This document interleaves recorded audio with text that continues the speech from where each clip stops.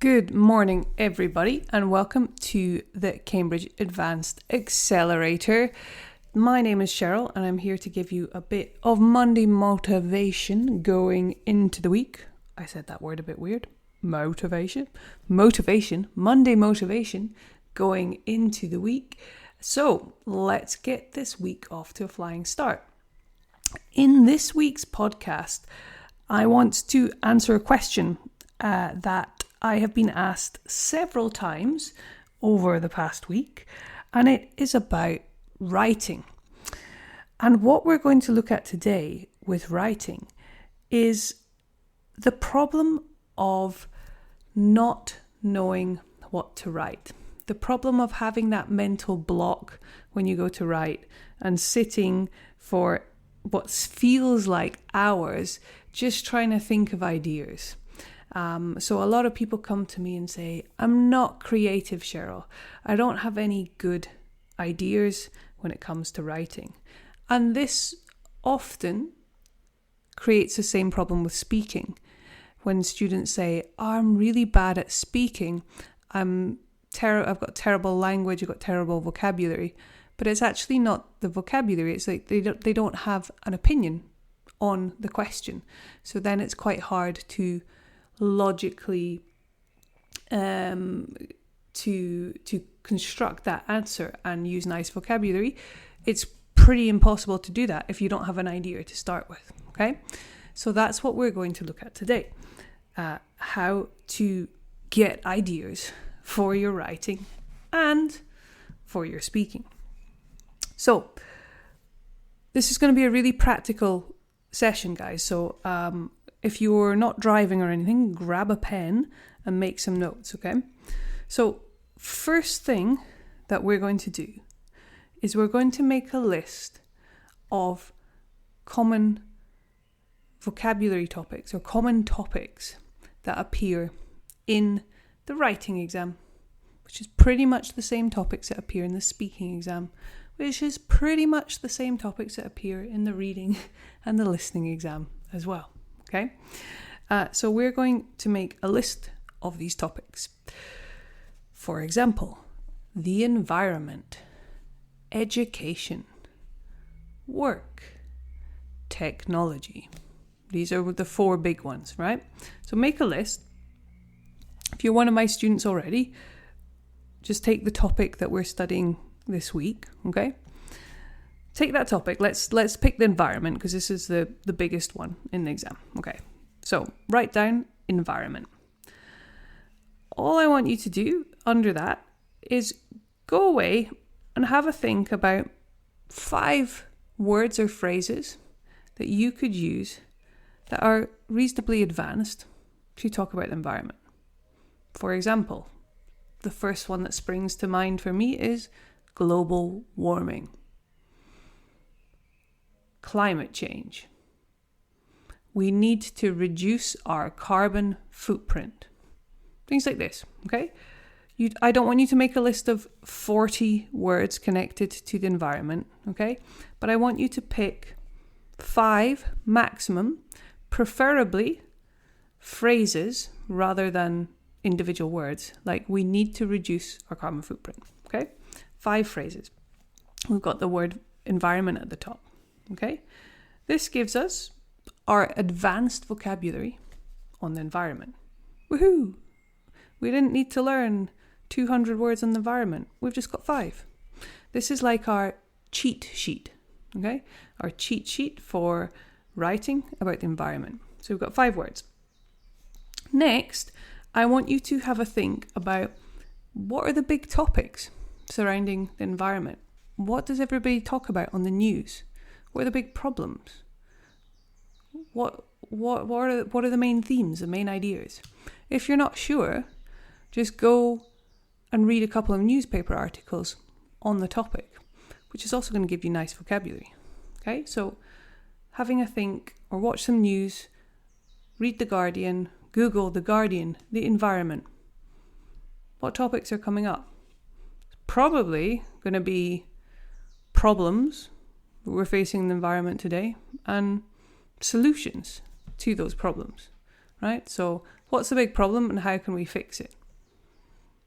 Those are the main ones with the environment, right? So start thinking about that. What are your opinions on that? What are the big problems? And what do you think? How can we solve those? If you don't have opinions of your own on how to solve them, steal them. Steal them, read about other people's opinions and steal those. Steal the ones you agree with, okay? Put that on your little cheat sheet about the environment. Now you have the main ideas to talk about and 5 vocabulary points that you can use when you're talking about those things, okay? What can we do next to practice it? So I'm going to have that at the top of my little cheat sheet on the environment. I would practice this a little bit with my speaking. I'd maybe ask ChatGPT to ask me 5 questions about the environment. Okay? See what it comes up with. And with those ideas and opinions that you've now thought of, try and answer those questions.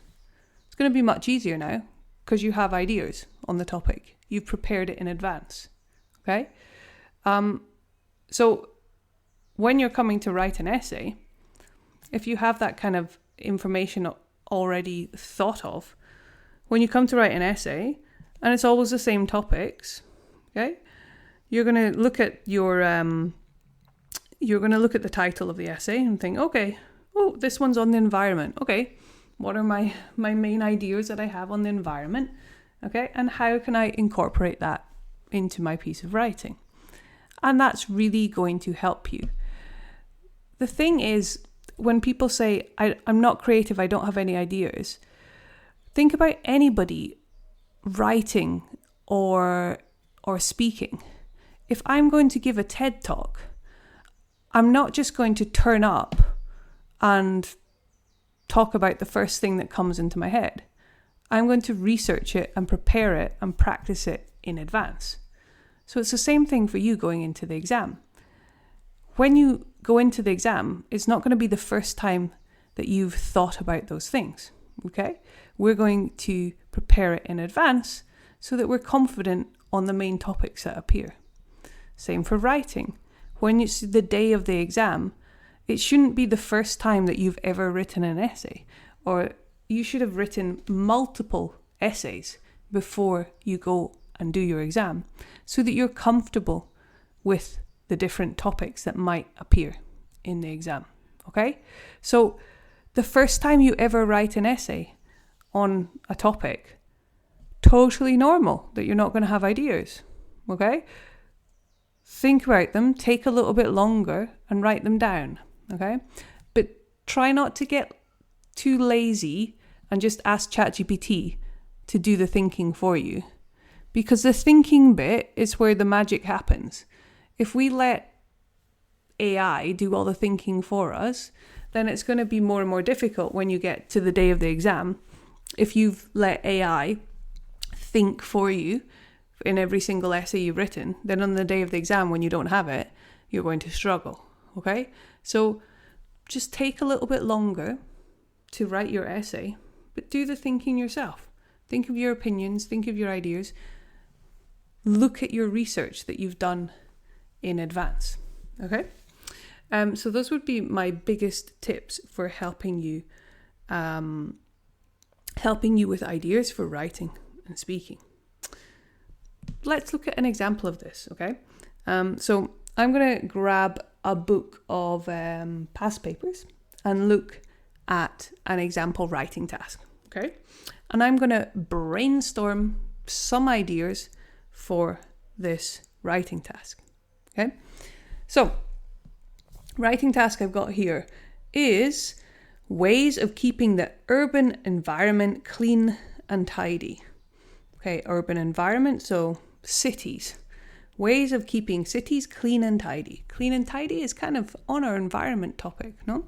Problems and solutions. The problem is the cities are messy, dirty, polluted, and how can we solve that problem? We've got 3 options given for us: legislation, public awareness campaigns, and public services. Now, you might read that and be like, oh my God, I have no idea. What would I write about that? Well, luckily, there's a little box next to the task that gives you ideas. You don't need to even be creative at all. We can just use the ideas that are given to us, okay? We're not being tested on our ideas. We're being tested on our English. So if you use the ideas that are given there for you, that's totally fine, okay? They're not expecting you to win the Nobel Peace Prize with this essay, with these new original ideas. All they want to see is your English level, okay? So use the ideas that are there if you can't think of any. So for legislation, I was thinking laws or something for that. What's the box say? Laws against polluting should be tougher. I'm like, okay, this is an idea. All I would have to do is develop that. Public awareness campaigns, the media need to encourage people to act responsibly. Okay, so the media, news or social media, telling people to be responsible, be clean, be tidy. And public services, the government needs to spend more on keeping our cities clean. Okay, spend more money. Let's have more street cleaners. Let's have more jobs with cleaning involved. No, so these would be the three options. I need to pick two. Okay, and I'm going to develop those ideas. So always, before you write an essay, take 5 minutes to plan your ideas. Okay? And the easy way to develop your answers is to think because. Okay? So our question is, how can we keep cities clean and tidy? Legislation. So laws against polluting should be tougher. So how can I keep cities clean and tidy? I can make laws against polluting. This will help keep streets clean and tidy because, and then this is my development of the answer. All I need is one or two things to develop this idea. No? So laws against polluting would be tougher. This is going to help keep streets clean and tidy because it will deter people from littering if they have to pay a fine. We can give an example. If people litter on the street, they will have to pay a fine, and this will stop people doing it. We could give another example of a law. Maybe they could have laws against certain cars being in the city centre, and only electric cars, which would keep the air cleaner and there would be less pollution. That's enough. I don't need 10 ideas. A couple is fine. That's me developing the idea. Okay? Public awareness campaigns. The media encourage people to be more responsible, and that'd be clean and tidy. So we could talk about influencers on Instagram, creating videos to show how important it is to stay clean and tidy. And this would help because if a lot of people see it, then they will be more inclined to listen to someone that they look up to and respect on the internet. Or if it's on the news, then people may take it seriously, or more people will be aware of it. Again, that's too many ideas. I only need one or two, and that's it. Okay? So if you're having a block on ideas, just use the ones that are on the paper and think because. Add one or two extra ideas, and that's it.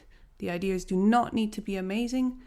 It's all about how we are expressing those ideas and how we are structuring them.